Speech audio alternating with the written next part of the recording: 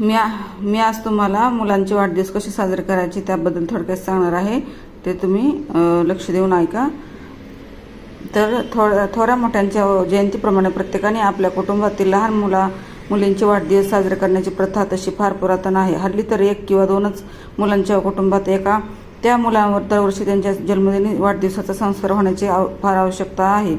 या मंगल दिवशी दीर्घायुष्य लाभावे म्हणून श्री कुलदेवता स्मरण करून पुढील प्रमाणे संस्कार करावा.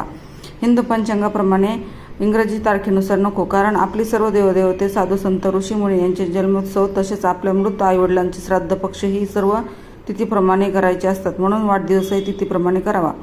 वाढदिवस आपल्या कुलदेवतेच्या साक्षीने व आशीर्वादाने साजरा करावा. ज्यांचा वाढदिवस असेल त्या व्यक्तीला त्या दिवशी नवे वस्त्र द्यावे. वस्त्र आपल्या पैशाने घेतलेले असावे. त्या व्यक्तीस अभ्यंग स्नान घालावे.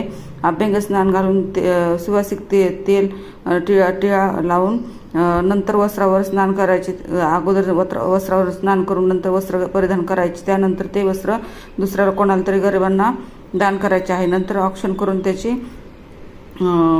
तांदूळ दोन्ही हातात तांदूळ घेऊन रामरक्षेतील पहिले 9 श्लोक डोक्यावरून पायापर्यंत प्रत्येक अवयवांचा उल्लेख केला आहे. म्हणून त्या अवयवावर थोडे तांदूळ टाकत जावे. समोर कुलदेवतेचा फोटो ठेवा. फोटोला नैवेद्य दाखवा आणि विनंती करावी की या मुलीला दीर्घायुष्य, चांगलं शिक्षण, चांगले आरोग्य देऊन याचा सांभाळ कर.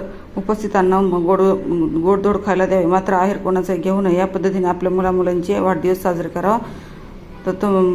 तर चला तर मी तुम्हाला भेटते पुढच्या ब्लॉगमध्ये. बाय.